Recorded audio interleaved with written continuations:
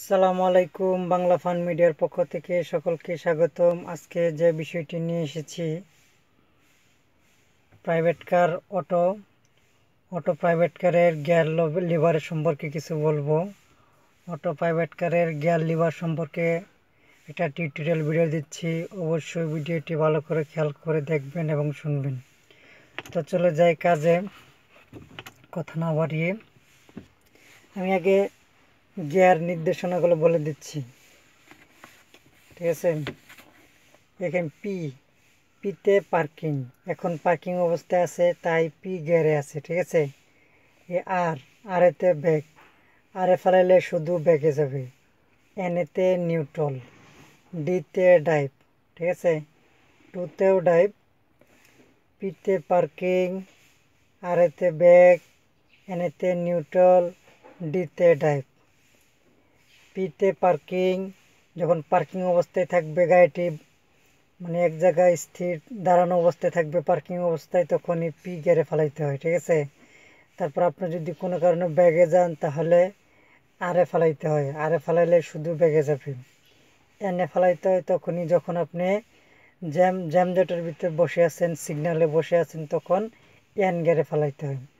ডিতে শুধু সামনে যাবে, দ্রুত চলবে। ঠিক আছে, আর টুতেও দ্রুত চলবে। টু হইলেও টু গিয়ারে দিলে আপনার জ্বালানি খরচ একটু বেশি হবে, গাড়ি লং রুটের জন্য দ্রুত চলবে। আর এল গিয়ার কোনো গর্তে বা পাহাড়ি রাস্তায় উঠলে এল গিয়ার ব্যবহার করলে আপনার ইঞ্জিনের তাৎক্ষণিক শক্তিটা বেড়ে যাবে।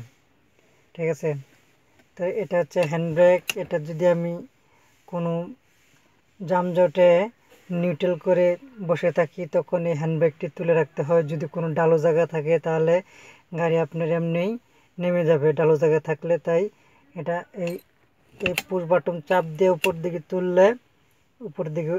তুলতে হয়। আমি যদি নিচে নামাই তাহলে আবার পুশ বাটনটা চাপ দিব, নিচের দিক নামাই দেবো। ঠিক আছে, এটা এই গিয়ার লিভারটা, এই যে এখানে একটা পুশ বাটন আছে, এই পুশ বাটনটি চাপ দিয়ে, ঠিক আছে, এই পুশ বাটনটি চাপ দিয়ে তারপরে আপনি নিচে যে গিয়ারে নেবেন সেই গিয়ারে ফেলাবেন, পি বা আর বা এন ডি যে গিয়ারে ফেলান। ঠিক আছে, এটা তো এই গাড়িটি আগে ম্যানুয়াল গাড়ি ছিল, মডিফাই করে অটোমেটিক বানানো হয়েছে। ঠিক আছে, এই মডেলের গাড়িতে, অনেকগুলো গাড়িতে এই যে এরকম একটা লাল লক আছে, এটা হলো সেফটি লক। ঠিক আছে, এটা হলো গিয়ারের সেফটি লক। ঠিক আছে, ওই প্রথম অবস্থায় এই পুশ বাটন চাপ দিয়ে তারপরে এই সেফটি লকটা চাপ দিয়ে ধরতে হবে, চাপ দিয়ে ধরে তারপরে গিয়ার ফেলাইতে হবে। ঠিক আছে, ঠিক আছে বন্ধুরা, মানে পি থেকে আমি যে নিচের দিকে আনতে চাই তাহলে এই পুশ বাটন চাপ দিব, চাপ দেওয়ার পরে এই যে এখানে একটা চাপ দিলে তারপরে দেখেন এই যে এখন আমি যে গিয়ারে নিব সেই গিয়ারে যাবে। এই দেখেন এখন পিতে আছে, এখন এই যে আমি যদি আরে ফেলাই তা আরে সোজাসুজি এই কমলা রঙের সিগন্যালটা থাকবে।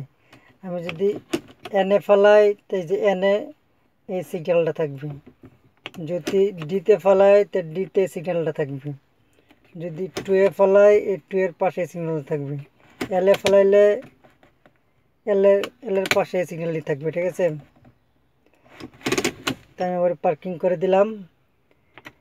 এই পুশ বাটন চাপ দিয়ে অবশ্যই গিয়ার ফেলাবেন, আর এখানে একটা চাপ দিতে হবে, এই সেফটি লক।